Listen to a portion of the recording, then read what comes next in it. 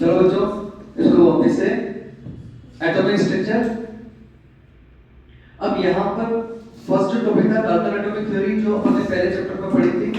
उसमें से जो पॉइंट्स है उसके डाल्टन एटॉमिक थ्योरी के, उसमें दो लॉ कंफर्म आ रहे हैं। दो लॉ कौन से? Law of conservation of mass और डेफिनेट प्रोपोर्शंस। वो तो हमें पक्के याद रखने, given by Antoine Lavoisier, given by Joseph Proust. ठीक, इसके आगे चल रहे थे अपन, डाल्टन एटॉमिक थ्योरी आ गई यहाँ पर। Then subatomic particles. Subatomic particles में इलेक्ट्रॉन, प्रोटॉन एंड न्यूट्रॉन। और यहाँ इसकी हम देख रहे हैं डिस्कवरी। ठीक, discovery of electron in 1930 Michael Faraday, given by Michael Faraday. अब इसमें से मेन जो रहता है आपका, इस एक्सपेरिमेंट का नाम याद रखना है आपको, कैथोड रे डिस्चार्ज ट्यूब। इसमें क्या किया था इन्होंने? कैथोड इधर लगाया, एनोड इधर लगाया, वैक्यूम से इसमें से वैक्यूम क्रिएट किया और हाई वोल्टेज की बैटरी लगाई। जैसे ही लगाई इन्होंने, यहाँ से करंट पास होकर के कुछ पार्टिकल्स इस तरफ मूव किए, कैथोड टू एनोड। ठीक, कैथोड पार्टिकल्स। और यहाँ बीच में इन्होंने 3-4 एक्सपेरिमेंट किए। क्या किया? यहाँ पर लगाई इन्होंने जिंक सल्फाइड की प्लेट।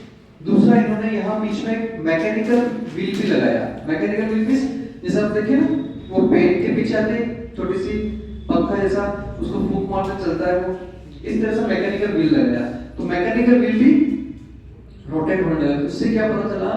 दिस पार्टिकल्स हैव मास।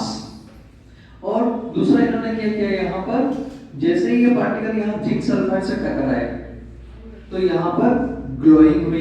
तो ग्लोइंग हुई से क्या पता चला? Particles shows, this effect shows fluorescent. ठीक, और देखो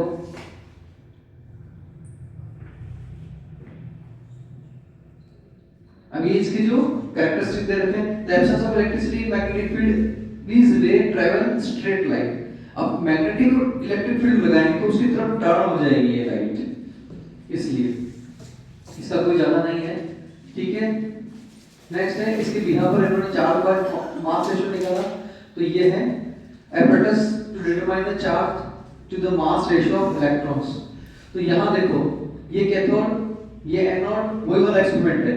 कैथोड, ये एनोड, और यहाँ ही लगाया इन्होंने इलेक्ट्रिक फील्ड, ये दोनों, और ये लगा रखे इन्होंने मैग्नेटिक फील्ड।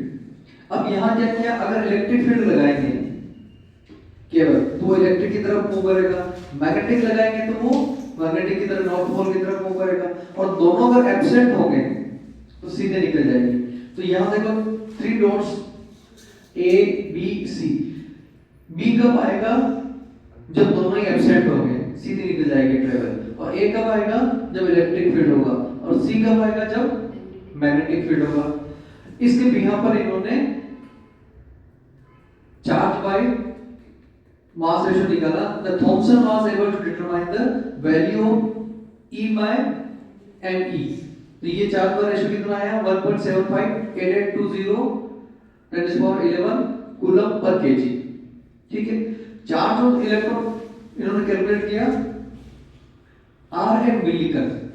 जो चार्ज कैलकुलेट किया RM मिलीकन ने किया। नाम याद रखना, क्योंकि नेम से भी क्वेश्चन बनता है साइंटिस्ट का, ये ध्यान रखना। और कौन सा एक्सपेरिमेंट था? Millikan oil drop experiment. Oil drop experiment 1906 to 14 determine the charge on the electron. He found that the charge on the electron to be 1.6 minus 1.6 10 to the power minus C coulomb. ये charge याद रखना, electron का charge है। इन्होंने क्या किया? E by ME तो 1.6 10 to 1.6022 10 to the power minus 19 coulomb। इसे डिवाइड किया तो आंसर आ गया इसका मास 9.1 10 to the power 31 kg। तो 9.1 ये क्या हो गया इसका मास, और चार्ज क्या है इसका 1.6 10 to the power minus 19 coulomb. दो चीजें पक्का याद रखना। ठीक, चलो आगे चलते हैं। मिलीकन ऑयल ड्रॉप कैसे काम करती है जरा देखो इसको। ये एक एक्सपेरिमेंट है मिलीकन ऑयल ड्रॉप। इसमें क्या किया इन्होंने? यहाँ से एटॉमाइजर से यहाँ ऑयल फिल किया हुआ, यहाँ से स्प्रे किया। ऐसे स्प्रे करने से इसकी स्मॉल ड्रॉपलेट्स यहाँ स्प्रे हुई। अब यहाँ इन्होंने 2 प्लेट लगा रखी, ये और एक ये इसका चार्ज माइनस है, इसका चार्ज प्लस है। अब यहाँ पर इस होल से, यहाँ एक होल है जिससे ये पार्टिकल्स नीचे आ रहे हैं। अब नीचे जाएंगे, जहां जैसे कोई भी ड्रॉप सेंटर में आएगी वहां से इसका एक्सरे ले लिया जाएगा। और ये टेलीस्कोप है जो एनालाइजर है जिससे अपन देख रहे हैं एक्सरे को। अब ऑयल ड्रॉप काउंटर ऑब्जर्वेशन रखा तो इससे अपन इसका चार्ज कैलकुलेट कर सकते हैं। ठीक है, अगला है कैनाल या फिर एनोड रेज। जैसे अपन ने कैथोड के लिए एक्सपेरिमेंट किया था वैसा वैसा किसके लिए है, एनोड के लिए। तो पूरा एक्सपेरिमेंट एज इट इज, दोनों टर्मिनल चेंज हो जाएंगे। तो यहाँ आ गया एनोड, यहाँ आ गया कैथोड। तो कैथोड में ये किया है इन्होंने परफोरेटेड कैथोड, छेद वाला जिसमें होल हो रखे, वो वाला कैथोड यूज किया। अब यहाँ से कुछ पार्टिकल्स जो है वो इस तरफ ट्रैवल कर रहे हैं, तो उन्होंने इसमें भी सेम चीजें यूज की, mechanical wheel, electric field, magnetic field, सारी चीजें इंप्लीमेंट करी इन्होंने। तो इस बिहार पर जैसे जिंक सल्फाइड है, hydrogen gas inside flowing pressures, तो इससे पता चला कि एनोड से कुछ पॉजिटिव पार्टिकल्स ट्रैवल कर रहे हैं कैथोड की ओर, और उनके भी कैरेक्टर सारे सेम थे बट चार्ज अपोजिट था। तो पहले वाले का चार्ज था नेगेटिव, इनका चार्ज कौन सा हो जाएगा, पॉजिटिव। ठीक, चलो, और उसी हिसाब से इन्होंने वापस से उसके सारे कैरेक्टरिस्टिक बता रखे हैं। तो वही, unlike cathode rays the positive charge particles depend upon the nature of the gas present in the cathode ray tube. These are simply the positively charged gaseous ions. इस तरह से नेक्स्ट है आपका discover of neutron. Discover of neutron की जो ये equation दे रखी है, इस इक्वेशन से कितनी बार क्वेश्चन आया हुआ है ध्यान रखना। ये एनसीईआरटी में नहीं दी हुई है पर पीछे क्वेश्चन में दे रखी है, इससे क्वेश्चन आया हुआ ध्यान रखना, इसको अंडरलाइन कर लेना या फिर नोट कर लेना। तो इन्होंने after the discovery of electron proton, the Rutherford predicted the existence of neutral fundamental particles in 1932. Chadwick, full form है कि पूरा नाम है जेम्स चैडविक, जिन्होंने क्या किया था, न्यूट्रॉन का इन्वेंशन किया था। ये इक्वेशन नोट कर लेना बच्चों। ठीक, इन्होंने क्या किया था, अल्फा पार्टिकल्स का बॉम्बार्डमेंट कराया था बेरिलियम पार्टिकल्स, बेरिलियम फॉइल के ऊपर। किसके ऊपर, बेरिलियम। न्यूट्रॉन की इन्वेंशन किससे हुई थी, with the help of beryllium, ये याद रखना है। ठीक, तो ये है 4b9 plus 2He4 gives 6C12 plus 0 and 1, that is called neutron. Mass of neutron 1.00867 AMU. Then property of fundamental particles, main ये चार्ट अपने को याद रखना, इलेक्ट्रॉन, प्रोटॉन और न्यूट्रॉन का, जिसमें इसका सिंबल दे रखा है, रिलेटिव मास दे रखा है, चार्ज दे रखा है, मास इन केजी, मास इन एएमयू और एक्चुअल चार्ज। तो इलेक्ट्रॉन की अगर बात करें, ई से डिनोट कर रहे हैं, रिलेटिव मास आएगा 1/1836 - 1 9.1 इसका मास है 31 केजी में, और इसका 1.67 प्रोटॉन और न्यूट्रॉन का मास सेम होता है। ठीक, और इलेक्ट्रॉन और प्रोटॉन का चार्ज सेम होता है, साइन चेंज होता है प्लस माइनस का। 1.6 × 10⁻90, 1.6 × 10⁻90, ये याद रखना है, इस पे क्वेश्चंस बनता है। तो ये टेबल को आपको नोट कर लेना है, एक क्वेश्चन बनने के चांसेस एमसीक्यू पूरे चांसेस है। ठीक है, चलो आगे चलते हैं बच्चों। अब ये जैसे क्वेश्चन दे रहा है, the predict in their increasing order the specific charge ratio, which of the following pairs have the same specific charge। तो सेम स्पेसिफिक चार्ज कैलकुलेट कर सकते हैं मास रेशियो से। तो याद रखना, electron proton, electron positron, proton positron, proton neutron, अब alpha particle plus neutron, neutron होना चाहिए। चलो, तो ये रेशियो निकाल करके बी और ई। ठीक है, चलिए नेक्स्ट है एटॉमिक मॉडल्स। एटॉमिक मॉडल्स में अपने पास 3 मॉडल अपनी बुक में दे रखे हैं। फर्स्ट है आपका थॉमसन मॉडल, सेकंड है आपका रदरफोर्ड मॉडल, थर्ड है आपके पास बोर मॉडल। ठीक है, तीनों मॉडल हैं। थॉमसन ने केवल एजम्पशन के आधार पर अपना मॉडल दिया था, प्लम पुडिंग या फिर वाटरमेलन। तो फर्स्ट है आपका Thomson model. Thomson for example of plum pudding या फिर रेजिन पुडिंग या फिर वाटरमेलन, जैसे तरबूज के जैसा। तरबूज को कट करेंगे तो उसमें जो बीज है as a electron, red individual particle as a proton, उन्होंने एज्यूम किया एटम ऐसा होता है। ठीक है, चलिए देखो जरा, जितने भी सीड्स हैं दैट इज कॉल्ड नेगेटिव, और जो रिमेनिंग पोर्शन है दैट इज कॉल्ड प्रोटॉन। ये इनका assumption था। Thomson was awarded Nobel Prize in Physics 1906 for this theoretical and experimental investigation of the conduction of electricity by gases। ठीक है, चलिए आगे चलते हैं। नेक्स्ट है रदरफोर्ड मॉडल। रदरफोर्ड मॉडल में 5 पार्ट्स में इसका अपना स्टडी करते हैं। पहला है एक्सपेरिमेंटल पार्ट, दूसरा है उसका ऑब्जर्वेशन, तीसरा कंक्लूजन, चौथा उसका रिजल्ट और पांचवा उसका ड्रॉबैक। तो 5 पार्ट्स में इसको अपन स्टडी करते हैं। ये वैसे भी 9th क्लास का टॉपिक है, थोड़ा सा आपको आना चाहिए। यहां से अल्फा पार्टिकल का सोर्सेज है, source of alpha particles 2He4 2+, यहां लेड स्पीड है ताकि इससे ये सीधा जाए। ये जिंक सल्फाइड है, गोल्ड फॉइल, गोल्ड फॉइल कितना एटम ठीक बता रहे हैं 0.0001 सेंटीमीटर, या फिर इसको ऐसे कह सकते हैं 1000 एटम थिक, इतनी मोटे 1000 एटम थिक इसके। तो ये सीधी गई, कुछ पार्टिकल्स टकरा करके इधर से, ये जिंक सल्फाइड की फोटोग्राफिक प्लेट्स हैं जिससे फ्लोरोसेंट स्क्रीन क्रिएट हो रही है, टकराने से लाइट आ रही है। ठीक, चलो आगे देखते हैं इसमें। अब इन्होंने क्या किया, beam of alpha particles deflected, कुछ अल्फा पार्टिकल्स क्या हुए सीधे पास हो गए, कुछ अल्फा पार्टिकल डिफ्लेक्ट हुए, कुछ alpha particle out of 20,000 one alpha particle bounce back return आ गए। ये उसका ऑब्जर्वेशन था। इसी ऑब्जर्वेशन और कंक्लूजन उन्होंने निकाला यहाँ पर। फिर द इनिशियल, इसकी एनर्जी की भी यहाँ पर इन्होंने बात करी।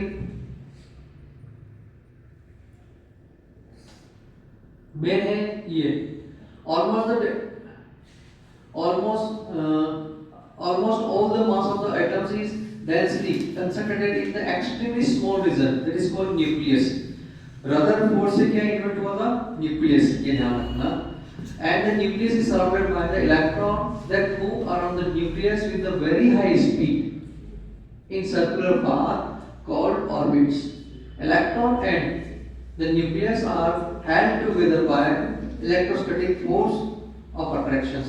ठीक, ये तो था उसका एक्सपेरिमेंट। अब ड्रॉबैक में उन्होंने क्या कहा था, कोई भी पार्टिकल्स अगर सर्कुलर पाथ में रोटेट होगा तो रोटेट होते होते लास्ट में फॉल इन द न्यूक्लियस, क्योंकि एनर्जी को स्पेंड करेगा, तो एनर्जी को खर्च करते करते गिर जाना चाहिए, बट डज नॉट हैपन, ऐसा तो हुआ नहीं। तो इसलिए ये ड्रॉबैक किसने निकाला था इसका, मैक्सवेल साइंटिस्ट ने, फिजिक्स का साइंटिस्ट है ये। तो यहाँ देखो कंक्लूजन, ये ऐसे धीरे धीरे गिर जाना चाहिए पर गिरता नहीं है। तो यहाँ लिखा हुआ है This does not explain the arrangement of the electron revolving around the nucleus। Rutherford इसको एक्सप्लेन नहीं कर पाया। ठीक है, दूसरा it does not explain the stability of nucleus against strong repulsive force। Electron जो repulsive force है वो कैसे अरेंज हुआ, and it does not explain the atomic spectrum। ठीक, चलो आगे चलते हैं अपन।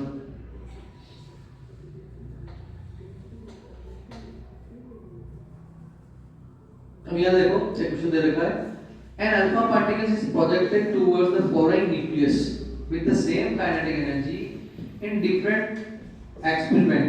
the distance of closest approaches is maximum। सबसे ज्यादा किसकी रहेगी, तो distance of the closest approaches direct proportional to charge of the nucleus of the matter। तो highest charge किसके ऊपर है, Au, Ag, Ca और Na, ये इसका ऑर्डर रहेगा। दूसरा रहेगा alpha A proton, neutron and neutron are projected toward the same nucleus with the same kinetic energy in different experiment. The distance of closest approaches is minimum. किसके लिए minimum है? Alpha, proton, neutron और neutron. तो answer है इसका D, neutron के लिए. The distance of closest approaches is directly proportional to charge of the particles. Neutron has least value of the distance of closest approach. Question को ध्यान रखना है अपने को. चलो आगे चलते हैं इसमें. वेव थ्योरी मीन्स ये जो जितनी भी लाइट्स हैं ट्रेवल कर रही है वो वेव लाइक स्ट्रक्चर पर ट्रेवल करती है. तो वेव लाइक स्ट्रक्चर जब भी बनाएंगे तो एक उसका हाइट आएगी, उसकी डेप्थ आएगी, है ना. जैसे यहाँ देखो ये वेव थ्योरी. तो यहाँ पर ये जो दे रखा है हमें टॉप और ये जो ऊपर की तरफ जा रही है जिसकी जितनी इसकी हाइट है दैट इज कॉल्ड एम्पलीट्यूड और उसको कहते हैं क्रिस्ट. और नीचे जो जा रहा है उसको कहते हैं ट्रफ. और ये है lambda. Lambda means wavelength. Wavelength means distance between two trough या two crest, that is called wavelength. और direction of the propagation means इस तरह से ये ट्रैवल करती है. अब ये वेव लाइट की हो सकती है, वाटर की हो सकती है, एयर की हो सकती है. जितनी भी मूविंग पार्टिकल्स हैं वो इसी तरह से, अगर आप पत्थर भी फेंकोगे सपोज तो वो भी ऐसे ट्रैवल करेगा. ये ध्यान रखना, ठीक है.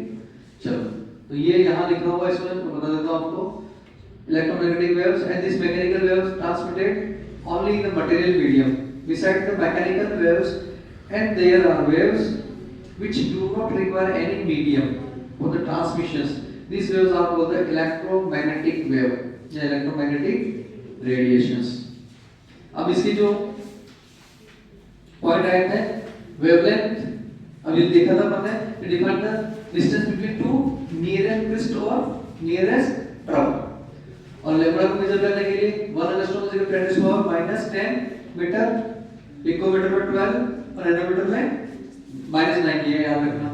दूसरा फ्रीक्वेंसी पर्टिकुलर पॉइंट से कितने साइकिल पास होता है. तो यहाँ देखो frequency of wave defines the number of waves which pass through the point in 1 second. तो उसकी फ्रीक्वेंसी कहलाएगी. अब जैसे अपन ने ये छोटी ट्यूबलाइट लगा रखी है, अगर बड़ी हैलोजन लगा देंगे तो स्पीड क्या हो जाएगी उसकी? ज्यादा हो जाएगी. ठीक है. इसकी यूनिट है पर सेकंड. फिर टाइम पीरियड, इसमें भी कुछ ध्यान रखना. Time taken by the wave to pass through one point. एक पॉइंट से वो वेव पास होने में कितना टाइम लेती है. अगर छोटी हुई तो जल्दी जल्दी पास हो जाएगी, और वेव अगर बड़ी हुई तो ज्यादा टाइम लगेगी. अगर वेवलेंथ ज्यादा है तो टाइम क्या होगा? ज्यादा लगेगा ना, बड़ी वेव्स है ना. ये इनवर्सली प्रोपोर्शनल ध्यान रखना. Lambda is directly proportional to time. Next है velocity. Velocity of waves define the distance of covered by the waves in 1 second. एक सेकंड में कितनी डिस्टेंस ट्रैवल करती है, इस पे क्वेश्चन है. ठीक है. तो we can write c lambda by t और लैम्ब्डा बाय न्यू, और nu is equal to c by lambda. Since c is a constant for electromagnetic waves, frequency is inversely proportional to lambda 1 by lambda. Wave numbers यानी particular second में कितने waves हैं देखो. Defined per unit length या denoted by the nu bar expressed in the centimeter inverse. इसको क्या बोलते हैं? nu bar. Lambda m is equal to 1 waves 1 m is equal to 1 by lambda. In relation के ऊपर से nu bar is equal to 1 by lambda. Amplitude क्या होता है? उसकी हाइट, वेव्स की हाइट या डेप्थ दोनों का कंट्रोल बोलते हैं. The height is of crest or depth of the trough wave of a wave and is denoted by a. It's half of the vertical distance from the top of the wave to the bottom of the wave. Top of the wave, bottom of the wave, उसका आधा, उसको amplitude बोलते हैं. चलो आगे. Next है electromagnetic waves. Electromagnetic waves में बताया था आपको, ये इस तरह की लाइट जो है टू उसमें प्लेन में ट्रेवल करती है, एक ऐसे ट्रेवल करेगी और एक ऐसे ट्रेवल करेगी। एक इलेक्ट्रिक फील्ड है, एक मैग्नेटिक फील्ड है, इसीलिए उसको क्या कहा गया, electromagnetic wave. Oscillation of electric and magnetic field produced by oscillating charged particles are perpendicular to each other and both are perpendicular to direction of propagation of the waves। तो ये इस तरह से एक इलेक्ट्रिक फील्ड है, एक magnetic field है, इस तरह से ये ट्रैवल करती है। देन इलेक्ट्रोमैग्नेटिक स्पेक्ट्रम, इसकी बात करें पर जो ये वेव्स ट्रैवल कर रही हैं, अगर हम इसको किसी पर्टिकुलर स्क्रीन पर ले लेते हैं और उसका हम पिक्चर देखते हैं, दैट इज कॉल्ड स्पेक्ट्रम। और इलेक्ट्रोमैग्नेटिक स्पेक्ट्रम की अगर बात करें तो इसमें जो फ्रीक्वेंसी और ट्रैवल है, जितनी भी वेव्स हैं उनकी स्पीड सबकी अलग अलग रहेगी। जैसे radio waves, microwaves, infrared, television wave, visible, ultraviolet, X-ray और गामा, और लास्ट में है कॉस्मिक रेज। एक बार इसी लाइन से क्वेश्चन आया था, हाईएस्ट और लोएस्ट को याद रखना है। हाईएस्ट कौन है, रेडियो वेव्स, और लोएस्ट कौन है, कॉस्मिक रेज। एक तो ये याद रखना है, दूसरा ये याद रखना है न्यू। न्यू किसको डिनोट करता है, फ्रीक्वेंसी को। तो फ्रीक्वेंसी कहां से स्टार्ट है, 10⁻0 से लेकर के 10⁻24 तक। और नीचे जो दे रखा है वो क्या है, लैम्डा। Lambda means wavelength. तो ये प्लस और माइनस दोनों में ट्रैवल बता रखी है, ठीक है। और ये जो रिजल्ट बताया 10⁻14 और 16 फ्रीक्वेंसी के बीच और 10⁻6 और 10⁻−8 के बीच का जो रीजन है, that is called visible region, जिसको हम लोग देख सकते हैं। बाकी इसके अलावा इधर की और इधर की किसी भी फ्रीक्वेंसी को हम नहीं देख सकते हैं, किसी भी वेव्स को हम नहीं देख सकते हैं। बात आ रही समझ में? तो ये इस तरह से विजिबल रीजन याद रखना है। इसकी रेंज जो है 3800 एंगस्ट्रॉम, इसको एंगस्ट्रॉम में कन्वर्ट कर रखा है। तो 330 violet, indigo, blue, green, yellow, orange, red, ये 7 कलर्स हम देख सकते हैं। इसके अलावा हमारी रेंज नहीं देखते हैं। और इसी नैनोमीटर ऐसी एंगस्ट्रॉम की वेवलेंथ हम देख सकते हैं। ये याद रखना, इसमें क्वेश्चन आता है, ठीक है क्या। तो विजिबल रीजन है the spectrum of electromagnetic radiation, the visible spectrum. चलिए नेक्स्ट है, इसमें क्वेश्चन दे रखा, देखो calculate the frequency of EMR। EMR means electromagnetic radiation of wavelength. आपको वेवलेंथ दे रखी है 10⁻4 सेंटीमीटर इनवर्स, और क्या कैलकुलेट करना है, फ्रीक्वेंसी न्यू। तो लैम्डा गिवन है, न्यू कैलकुलेट करना है। तो फॉर्मूला जाएगा C = न्यू लैम्डा। तो न्यू कैलकुलेट कर C बाय लैम्डा। तो C यहां पर क्या है, speed of light 3 × 10⁸ metre per second, ये सनलाइट की स्पीड है। और इसको वेव नंबर से मल्टीप्लाई करना है, तो ये आ जाएगा आपका आंसर 3 × 10⁻40 हर्ट्ज। यूनिट का याद रखना है, क्योंकि वहां पर आंसर यूनिट में चेंज भी दे सकते हैं। जैसे यहाँ हर्ट्ज दिया, हर्ट्ज की जगह वो मीटर दे दे, कुछ भी दे दे, तो ये याद रखना है अपने को, ठीक। चलो ब्लैक बॉडी रेडिएशंस।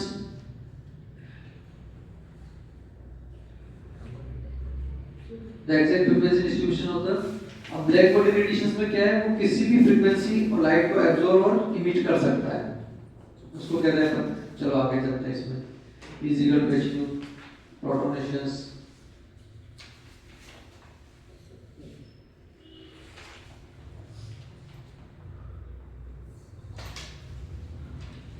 क्या देखिए, जब सब Planck theory, the each radiation is always associated with the definite amount of energy and nor is the radiant energy जो रिलीज हो रही है ना। and radiant energy is emitted or absorbed, दोनों हो सकता है discontinuously in the form of small packets। ये जो लाइट आ रही है स्मॉल पैकेट्स के फॉर्म में आ रही है, इसको कहते हैं अपन इस पैकेट्स एनर्जी स्कोर क्वांटा या फिर photon. And each wave packets is quanta या packet associated with the definite amount of energy. इसकी एनर्जी फिक्स रहती है, इसीलिए आपने देखा होगा बड़ी हैलोजन के सामने खड़े रहते हैं अपन और एक ट्यूबलाइट के सामने खड़े रहते हैं, तो लाइट की अपने को अलग फीलिंग्स आती है। उसको तेज एकदम चमकती हुई लाइट है और इसमें एकदम ठंडी लाइट है, धीरे धीरे जा रही है इसलिए। और इसीलिए अपन देखते हैं ना मॉर्निंग में सबके सामने खड़े रहते हैं सूर्य के सामने, और एक दिन में तेज धूप, दोनों की फ्रीक्वेंसी अलग अलग है ना ये, ठीक है। Amount of energy associate amount of energy in case of light, the quantum energy is called the photon, and the amount of energy associated with the quantum of radiation is proportional to the frequency of radiation। frequency मैंने बताया ना frequency E is equal to light किसके proportional है, energy frequency के। frequency तेज होगी हमें light तेज लगेगी, frequency कम होगी लाइट हमें कम लगेगी। इसीलिए जैसे ट्यूबलाइट के सामने खड़ा है इसकी फ्रीक्वेंसी क्या है अभी, लो है ना, तो एनर्जी हमको कम फील होगी। और ये अगर एक बड़ी हैलोजन है उसके सामने खड़ा हो जाओ तो उसकी फ्रीक्वेंसी ज्यादा है। अब जैसे इसको ऐसे भी समझ सकते हैं, जैसे मैंने बताया था पहले राई के दाने, छोटे से मस्टर्ड सीड्स, अगर मैं एक दाने से आपको अगर मारूं तो आपको नहीं लगेगी, इतने सारे दाने लेकर के मारो तो भी नहीं लगेगी। बट अगर उन्हीं राई के दानों को मैं किसी गन मशीन में फिट कर दूं और एक स्पीड से आपके ऊपर अगर उसका बॉम्बार्डमेंट कराया जाए तो हो सकता है वो 6000 के जैसे निकल जाए, और वही मस्टर्ड सीड है। डिपेंड ऑन फ्रीक्वेंसी, उसकी कितनी फास्ट फ्रीक्वेंसी है, ठीक है। तो फ्रीक्वेंसी पे डिपेंड करता है ये। नेक्स्ट देखो जरा, the energy emitted absorb by the body is always integral multiple of quanta is equal to n h nu। n क्या है, नंबर ऑफ कितने फास्ट नंबर कर रहे हैं, इस पे क्वेश्चन है, ध्यान रखना, ठीक है। चलो ये दे रखा है, देखो क्वेश्चन दे रखा है, calculate and compare the energies of two radiations, one with the wavelength of 300 nanometer and other with the 600 nanometer। तो यहाँ एनर्जी कैलकुलेट किया है इन्होंने, E is equal to h nu, nu को क्या लिखा है हमने, c by lambda, value put कर दी। h क्या है यहाँ पर, Planck constant, h is Planck constant, value is 6.626 10 to the minus 34 joule second. ये कांस्टेंट की वैल्यू हमें याद रखनी है, 6.626 10 to the minus 34 joule second. और speed of light 3 into 10 to the power 8 metre per second, और कितनी कह रहे हैं वो, 300 नैनोमीटर।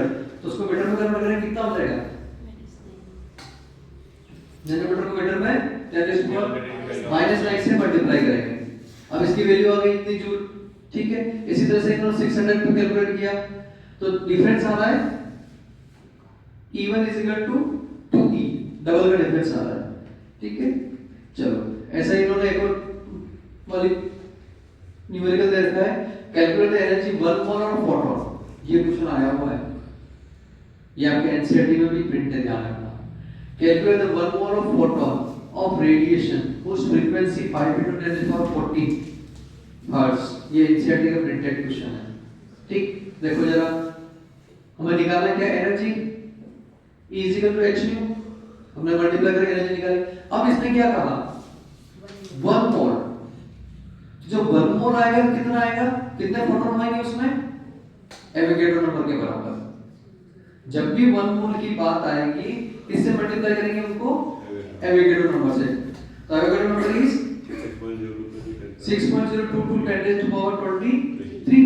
देखो यहाँ पर जितनी एनर्जी आई उसको एवोगैड्रो नंबर से मल्टीप्लाई कर दिया, तो ये हो गया 199.51 किलोजूल पर मोल। यहाँ पर एनर्जी थी जूल में, ये पर मोल हो गई, ध्यान रखना, ठीक है। ये क्वेश्चन बहुत अच्छा क्वेश्चन है, कितनी बार पूछा हुआ है। चलो आगे, नेक्स्ट इसी तरह का एक क्वेश्चन और है, ठीक है। चलो एक क्वेश्चन और दे रखा है, ये क्वेश्चन देखो, ये क्वेश्चन भी आया हुआ क्वेश्चन है। Calculate the number of proton emitted in 10 hours bye 60 what sodium lamp. Lambda of photon is 5893 angstrom. ये क्वेश्चन आया हुआ है, ध्यान रखना, ठीक है, तो यहाँ क्या कर रहा है, energy emitted by sodium lamp 1 second आ रहा है, watt into second 16 to 1 joule, और energy of photon emitted lambda C H C by lambda. तो वैल्यू रखने पर आंसर आ गया sir 3 into 10 to 3.37 10 to minus 90 joule. अब नंबर ऑफ फोटोन निकालना है पर सेकंड, तो 60 से डिवाइड कर दिया उसको, पर सेकंड आ जाएगा। और ये कह रहा है number of photon emitted 10 hours. ये इंपॉर्टेंट क्वेश्चन, ध्यान रखना इसको, वापस आप नोट कर लेना। तो ये इसको 10 से 60 10 आवर्स का ना, तो 1 hour is equal to 60 minute, 60 minute is equal to second, per second निकाल लिया, पर उसको मल्टीप्लाई कर दिया। ठीक है, एक क्वेश्चन ये है इलेक्ट्रोमैग्नेटिक। ये जो दो तीन फॉर्मूले देखे अपन अभी, nu is equal C is equal to nu lambda, nu bar is equal to 1 by lambda, E is equal to H nu, इन सब के ऊपर न्यूमेरिकल है, और नीट और जेईई में क्वेश्चन एक आता है पक्का यहां से। तो इन क्वेश्चन जितने भी हैं इनको आप एक बार प्रैक्टिस जरूर करना। जैसे ये क्वेश्चंस है, ठीक। चलो अगला टॉपिक पे चलते हैं, particle nature of electromagnetic radiations given by the Planck quantum theory. ठीक, तो इसके पार्टिकल्स जो नेचर है, यहाँ देखो, the radiant energy is emitted or absorbed by the atoms or molecule. This continues in the form of small energy packets is called quanta. ठीक, उसको लिया इन्होंने E is equal to h nu, और new को क्या लिख सकते हैं अपन, c by lambda। c यहाँ पर क्या है, स्पीड ऑफ लाइट, लैम्बडा क्या है, वेवलेंथ, ठीक। और अगर यहाँ पर total amount of energy immediate absorb by the body, what is it, absorb or emit, आए अगर wave numbers multiple by the quantum, so we can write E is equal to n h nu। ठीक, चलो फिर important features of the photons, source of energy, emitted radiation in the form of photon which travel with the speed of light। speed of light कितनी, 3 into 10⁸ metre per second. Energy of single photon is equal to h।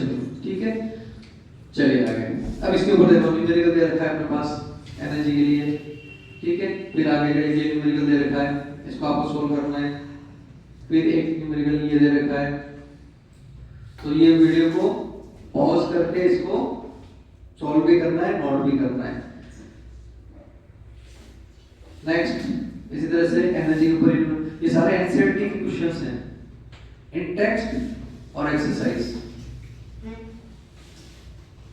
देखो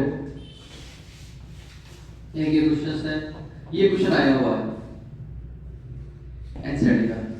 अ bulb is related as 110 watt if it emitted 25% absorb energy and as a red light, lambda is equal to दे रखा है आपको 6626 angstrom। how many photons are emitted by this bulb per second। Bulb अभी तो अपने bulb नहीं है, पहले अपन देखे क्या वो लाल वाले बल्ब चलते थे, वो बहुत हाई पावर के होते थे, कितने कितने वोल्ट के, 100 200 ऐसे वोल्ट के आते थे बल्ब। और अभी तो ये आती है ना ट्यूबलाइट, ये कितने वोल्ट की, 14 वोल्ट की आती है, 14 8 10 वोल्ट की आती है, या ज्यादा ज्यादा 20 वोल्ट की। और वो एक एक बल्ब आता था 100 वाट का और 200 का। ठीक है ना, तो उस टाइप का क्वेश्चन नहीं है। तो देखो जरा, देखो कैलकुलेट करेंगे 110 25 by 100 into n, और इसकी वैल्यू पुट कर देंगे अपन is equal to h cube में, इसका आंसर आ जाएगा। नेक्स्ट देखो क्वेश्चंस, एक ये भी इसी टाइप से है, नंबर ऑफ पे। सेकंड क्वेश्चंस ये भी रेडिएशंस का क्वेश्चंस है। नेक्स्ट ये भी फोटोन के ऊपर क्वेश्चंस है। चलिए फोटो इलेक्ट्रिक इफेक्ट, अगला टॉपिक क्या होता है फोटो इलेक्ट्रिक इफेक्ट, जिसमें सनलाइट गिरती है और सनलाइट गिर के एनर्जी रेडिएट होती है। तो इसका कंसेप्ट अभी हमारे आसपास देखने को मिल जाएगा, that is called solar system. जो सोलर प्लेट लगी हुई है ना छत पे इलेक्ट्रिसिटी के लिए, तो ये फोटो इलेक्ट्रिक इफेक्ट है। अगर सनलाइट गिरती है और लाइट अगर इमिट होती है, that is called photo electric effect. तो देखो जरा, अब मिनिमम लाइट, कितनी लाइट गिरे कि इलेक्ट्रॉन निकल जाए, that is called threshold frequency. इतनी फ्रीक्वेंसी की लाइट तो चाहिए। जैसे मान लो ना अंधेरा हो गया, अब तो सिस्टम काम नहीं करेगा। क्यों? क्योंकि उतनी लाइट नहीं मिल रही। पर जब संध्या काल में, शाम के समय जैसे 4-5 बजे करीब उतनी लाइट मिलेगी तभी इमिटेड हो जाएगा। दिन में तो हो गई होगा। तो उस एनर्जी को क्या कहते हैं अपन, the light of any frequencies will not be able to cause ejection of electron from the metal surface. फिर है the minimum frequency is called threshold frequency, which can just call the ejection of the frequency varies with the nature of the metal. Nature of the metal क्यों कहा? क्योंकि ऐसा metal लेना है जिसके outer most shell में एक ही electron हो और थोड़ी सी एनर्जी मिले और रिलीज कर दें। तो बताओ ऐसा कौन से ग्रुप का मेटल होगा? एस ग्रुप का होगा पक्का। फिर उसमें से भी एस ग्रुप में भी दो है, NS1 और NS2। NS1 का पता चल गया पूरी लाइन कौन सी है, हेलिना की रब से परिया। तो बताओ इनमें से कौन सा एलिमेंट जो सबसे नीचे वाला होगा, जिससे सबसे बड़ी साइज होगी, सीजियम। इजीली इलेक्ट्रॉन लूज कर देगा, बहुत कम एनर्जी मिलेगी तब भी लूज कर देगा। अगर मान लो इसकी जगह हमने लिथियम ले लिया सपोज, तो एनर्जी हाई चाहिए उसकी। तो इसके लिए आपने देखा होगा हमारे जितनी भी मोबाइल है उसमें बैटरी कौन सी लगी हुई है, लिथियम बैटरी। उसके लिए एनर्जी हम हाई दे रहे हैं, ठीक है ना, तो वो रिलीज कर रहा है। और बाकी तो सीजियम तो वैसे ही नॉर्मली रिलीज कर देगा,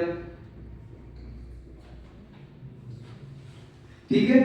चलो देखो इसका डायग्राम इस तरह से बता रखा है। ये मेटल जैसे इस पे एनर्जी आएगी, इलेक्ट्रॉन रिलीज और E is equal to h nu, energy की वैल्यू ज्यादा रहेगी, इलेक्ट्रॉन इजेक्ट हो जाएगा, ठीक है। चलो, और ये सारी बात किसने करी? आइंस्टीन ने, अल्बर्ट आइंस्टीन ने एनर्जी की बात करी। आइंस्टीन का फॉर्मूला है E is equal to Einstein equation for the photoelectric effect. देखो जरा कौन सी थी?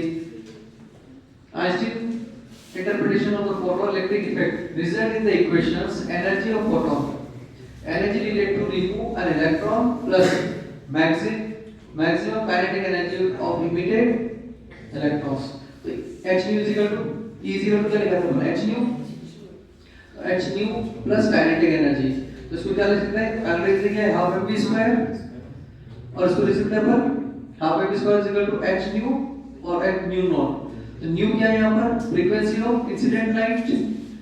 न्यू नोट क्या है? Threshold frequency. Threshold frequency means minimum frequency. उस फ्रीक्वेंसी तो आनी ही चाहिए जिससे इलेक्ट्रॉन इजेक्ट हो जाए। और v दे रखा मैक्सिमम स्पीड ऑफ फोटॉन, ठीक है। और threshold energy is called work function. ये याद रखना, वर्क फंक्शन में न्यूमेरिकल है बच्चों। तो phi is equal to h nu naught minimum energy photon to liberate electron। कितनी फोटोन मिले इलेक्ट्रॉन लिबरेट होता है। और भी जो सोलर सिस्टम है ना उसमें यही ऐसी प्लेटें लगी हुई है, इलेक्ट्रॉन इंजेक्ट होता है फिर बैटरी में स्टोर हो जाते हैं, फिर अपन नाइट को उसको यूज कर सकते हैं। वापस अगले दिन ये स्टोरेज हो जाएगी इसमें इलेक्ट्रॉन, ठीक है। Important conclusion of the photoelectric effect. Photoelectric effect आपके ये क्वेश्चन बनता है इसका 11th क्लास में, right short notes on photoelectric effect. तो अपने को डायग्राम और 3-4 पॉइंट और फॉर्मूला लिखना है, एक नंबर में पूछते हैं खाली। और बाकी आपके जो न्यूमेरिकल आएगा जेई नहीं प्रॉब्लम होगी तो ठीक है। करेक्ट। यहाँ देखो ये फोटोइलेक्ट्रिक फिक्स पोटेंशियल, ये लाइट आ रही है, इससे इलेक्ट्रॉन इजेक्ट हो रहे हैं और एडजस्टेबल पोटेंशियल्स। तो यहाँ इस तरह का डायग्राम है। चलो आगे चलते हैं इसमें। तो इसमें क्वेश्चन दे रखे हैं, ये देखो, from a metal surface photoelectron never comes out by orange light but come out from green light. Predict down the injection of photoelectron from the same metal wire. तो यहाँ देगा रेड ब्लू येलो लाइट. तो red क्या है, नहीं आएगा, blue से आएगा और येलो कैन नॉट से. तो ये रेंज दे रखी है वीव क्योर वाली लाइन. तो कौन सी लाइन से इजेक्ट हो जाएंगे ऐसे. नहीं तो इसको देखा formula work function of the metal 3 electron volt. ये क्वेश्चन आया हुआ है पहले नीट में आया हुआ क्वेश्चन है. 3 electron volts if EMR up to 100 nanometer fall on the metal surface, calculate the maximum speed of photoelectron eject. और ये 11th क्लास में पूछते हैं क्वेश्चन एज इट इज आता है ये 2 नंबर में. is equal to निकालने के बाद 1240 divided by 200 6.2 electron volt formula लगाएंगे काइनेटिक एनर्जी का. और ये इस तरह से 3.2 into 1.6 आंसर निकल जाएगा इसका. चलो एक फॉर्मूला ये दे रखा है, एक न्यूमेरिकल. नेक्स्ट एक न्यूमेरिकल ये दे रखा है आपको. ठीक, चलिए नेक्स्ट चलते हैं अपन बोहर मॉडल पे. बोहर मॉडल ने क्या, रदरफोर्ड का ड्रॉबैक था, इलेक्ट्रॉन रिवॉल्व करता हुआ अंदर गिर जाता है. बट उस ड्रॉबैक को इन्होंने सही किया और उस पे आगे वर्क किया. तो क्या था इनका रदरफोर्ड का मॉडल. देखो जरा, कोई भी इलेक्ट्रॉन्स डायग्राम में दे रखा है इसका.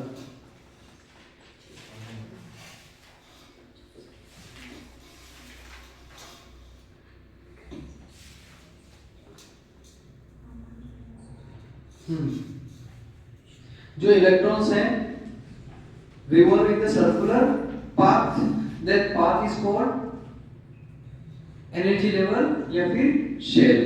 ठीक है. and particular waves have particular path have angular momentum. particular momentum formula is mvr is equal to nh upon 2 pi. ये याद रखना फॉर्मूला आपने को. ठीक है. चलो तो ये दे रखा है orbit does not change with the time. Our electron will move from lower stationary state to higher. तब एनर्जी चेंज करेगा.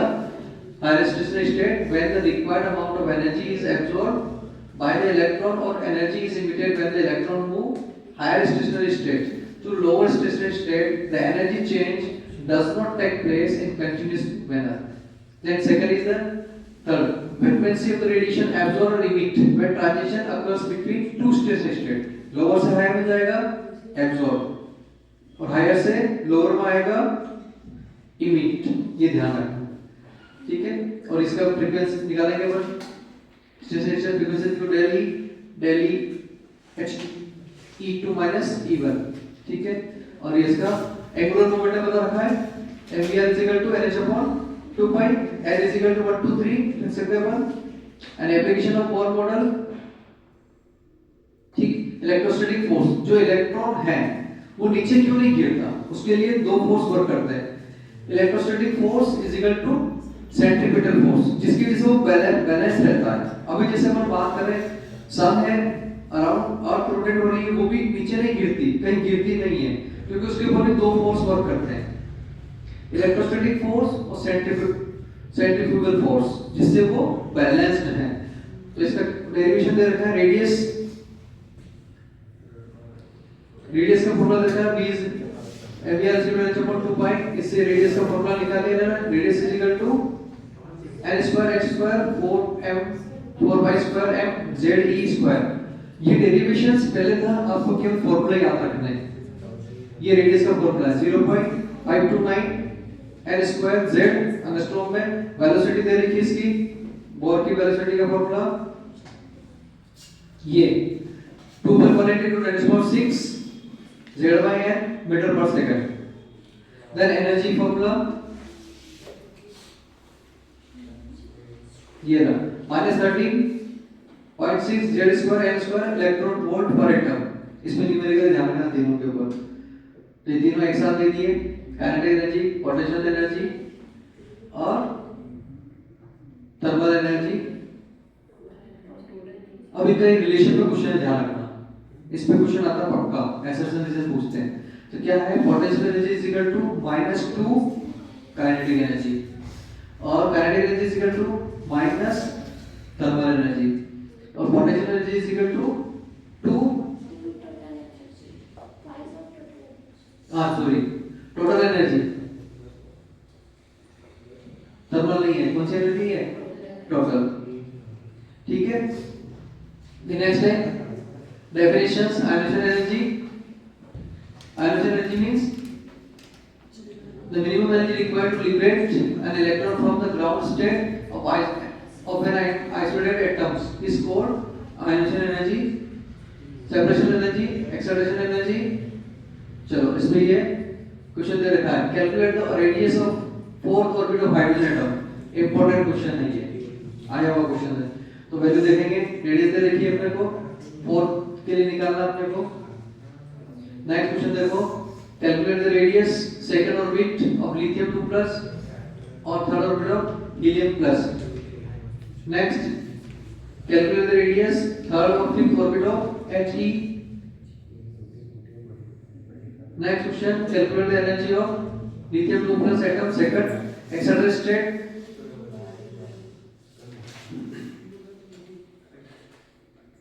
If potential of an electron 6 electron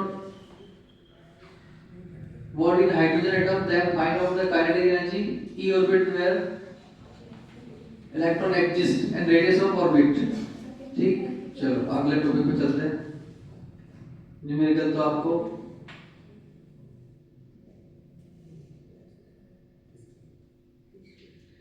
read कर फॉर्मूला,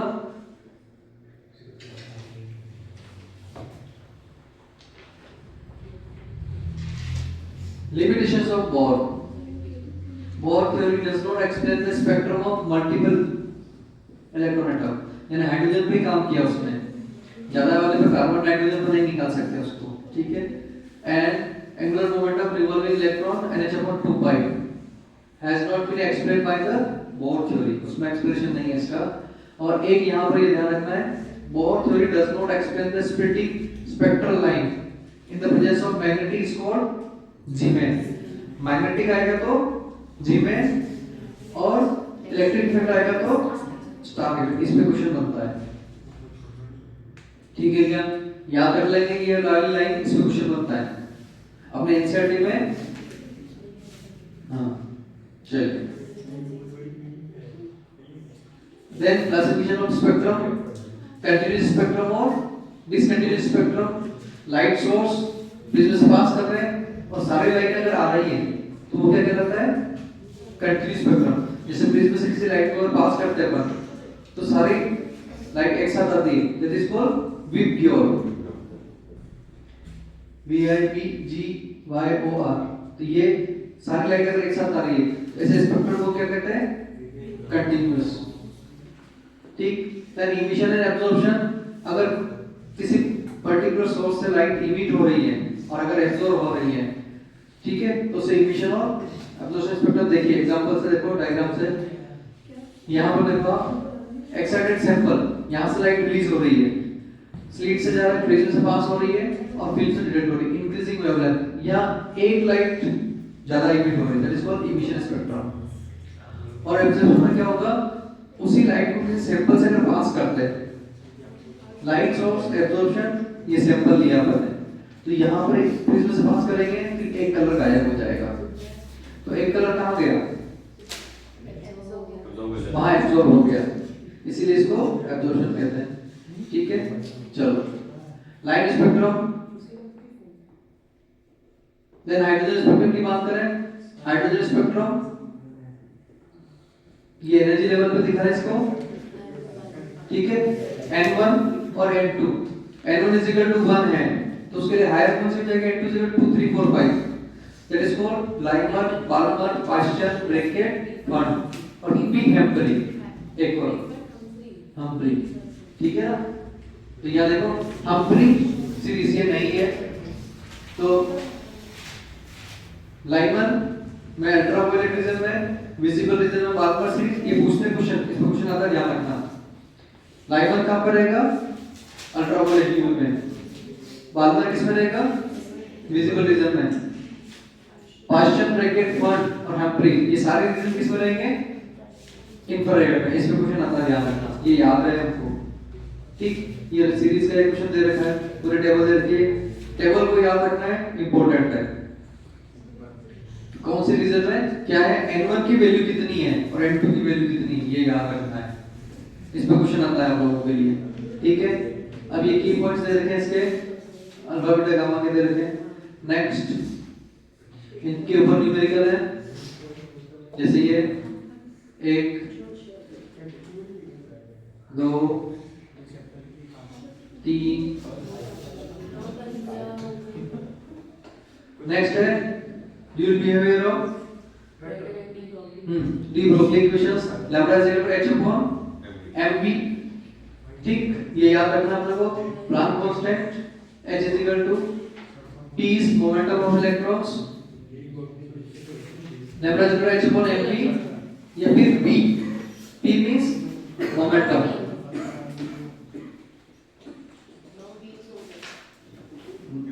नोबिस हो गए, बच्चा ही नहीं है। समरफील्ड, ये इसके ऊपर क्वेश्चन है, calculate the de Broglie wavelength, a mole of mass, ये क्वेश्चन आया हुआ है, ध्यान रखना। 0.1 kg moving with the speed of 30 metre per second. Important question है, आया हुआ क्वेश्चन है ये आपके नीट में। ठीक, दूसरा है सोडियम फोटोन लैंप वाला आया हुआ क्वेश्चन है। Next, calculate the wavelength of E accelerated by the following voltage: 750 voltage, 300 voltage पर।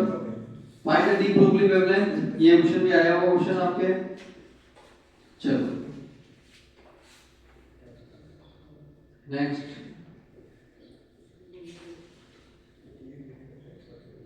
particle character and wave character, and then new nature of the electrons, wave like और particle. उस particle का क्या नाम है? फोटॉन या फिर quanta. Heisenberg uncertainty principle, it's impossible to measure simultaneously the exact position and exact momentum of the body as a small an electrons. तो formula इसका del x del p greater than equal to h upon 4 pi. तो p को क्या लिख सकते हैं? mv, तो m तो मास इसका कांस्टेंट हो जाएगा, del v ये हो जाएगा इसके लिए। ठीक, तो इस तरह से अपन इसको कैलकुलेट कर सकते हैं इसके हेल्प से। यहां न्यूमेरिकल देखो इसका, हाइजेनबर्ग का numerical, calculate the uncertainty in the velocity of cricket ball of mass 150 gram if the uncertainty in its position in the order of 1 angstrom, h up to value दे रखी होगी कुछ bracket में, ठीक है। तो इस तरह से अपन इसको del x m del v h upon 4 pi del v calculate करना है अपने को। तो फॉर्मूला में वैल्यू पुट करके अपन निकाल सकते हैं। ये 11th क्लास में तो आता ही रहता है, और आपके उसमें भी न्यूमेरिकल आता है इसका। और ये कैलकुलेशन हमको इतनी फास्ट करनी है। वैसे कंपटीशन एग्जाम में ये जो वैल्यू होती है एनसीईआरटी आपस में कट जाए, इतनी इजी आती है, पर हम क्या करते हैं उसको टिपिकल बना देते हैं आपस में मल्टीप्लाई करके। ठीक है, quantum mechanical models, quantum mechanical model means address of electron, पूरे इलेक्ट्रॉन का हम एड्रेस पता कर सकते हैं। तो हमारे पास 4 क्वांटम थ्योरी से कौन कौन सी है? सबसे पहले कौन सी है? Principal, azimuthal, magnetic, n plus l spin, वो बाद में। ठीक है, hydrogen spectrum, hydrogen atom and Schrodinger wave equations, principal quantum number, azimuthal quantum number, magnetic and quantum number. तो देखो जरा, first quantum mechanicals, psi means probability of electrons, psi, the atomic orbital wave function psi is an electron in an atom. ठीक,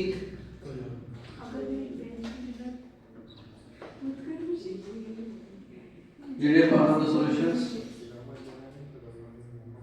probability distribution function, R P D F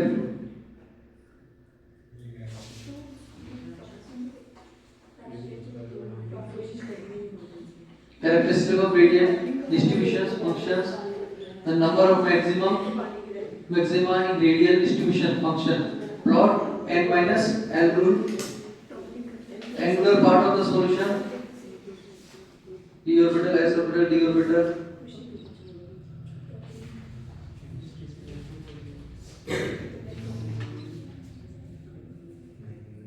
graph of probability of functions, electron density distribution of the sp तो ये 1s में electron near to nucleus, 2s में क्या होगा, बीच में s और ये 2s, तो बीच की जगह खाली रहेगी, that is called nodal surface, ये याद रखना है। और इधर में देखो ये 1s 2s और 3s, ये इसका ग्राफ दे रखा है 1s का, ये 2s का और वो 3s का ग्राफ है। ये p ऑर्बिटल डम्बल शेप में इस तरह से, ये 1p ये 2p 1p sorry 2p 3p 4p के लिए, ये 2p 3p और 4p के लिए डम्बल शेप में, ये इनके quantum numbers means principal quantum number, permissible value of n, it represents cell number, energy level, or denoted by k11 number is 1 2 3 4, ये पूछ सकते हैं O की वैल्यू कितनी आएगी 5 और P की कितनी आएगी 6, ये पूछ सकते हैं इसमें questions. then azimuthal quantum number we can calculate number of electron n square और 12 square पर, और azimuthal quantum number किसको डिनोट करता है, cell यानी L independent from the value of n and they give name of subshell S P D M, और S P D की value कितनी है 0 1 2 3, S की वैल्यू 0, P की 1, D की 2 और इनके नाम याद रखना है, फुल फॉर्म पूछते हैं, S का शार्प, P का प्रिंसिपल, D का डिफ्यूज और F का फंडामेंटल, और इनका जो शेप है स्फेरिकल, डम्बल, डबल डम्बल और कॉम्प्लेक्स में ट्रिपल डम्बल होता है, कौन सा F, ठीक है। और मैग्नेटिक क्वांटम नंबर जिसमें मैग्नेटिक वैल्यू को बताते हैं, F की वैल्यू कितनी आ रही है इसके लिए 0 -0 +1 -1 -0 इस तरह से, और F की आ जाएगी -32 प्लस बीटा, ठीक है। Next spin quantum number have two types of value, plus half and minus half value, shape of orbital spherical, double and double double, इनके ग्राफ बता रखेंगे। नोडल सरफेस S में पाया रहेगा, नोडल प्लेन P में, ये ध्यान रखना, ये इस तरह से S दिखेगा। Probability of density, boundary surface diagram ये दे रखा है px py pz, ये x एक्सिस में, y एक्सिस में और z एक्सिस में, px py और pz, और ये d में कितने होते हैं 5, dxy dxz dyz dx square y square dz square, ये याद रखना शेप का। Shape of orbitals dx dy, ये इस तरह से प्लेन, नोडल प्लेन देखो, ये इस तरह से इस डबल को बीच में से कट कर रहा है, तो x, और ये इस तरह से इस डबल को, और ये इस तरह से इसको z एक्सिस वाले को कट कर रहा है, और ये यहाँ पर देखो ये d के लिए नोडल सरफेस और नोडल प्लेन कैसे होता है, डायग्राम में देखो 3D स्ट्रक्चर बहुत अच्छे दे रखे हैं इसमें, ठीक। ये देखो इसके इस तरह से शेप रहते हैं इसके, d के dx square dy square dz square, ये z स्क्वायर वाला, ये सॉरी f के नहीं सारे कॉम्प्लिकेटेड स्ट्रक्चर है, देखो एनसीईआरटी को देवी भी रखे हैं स्ट्रक्चर्स। ठीक, ये इसमें न्यूमेरिकल है।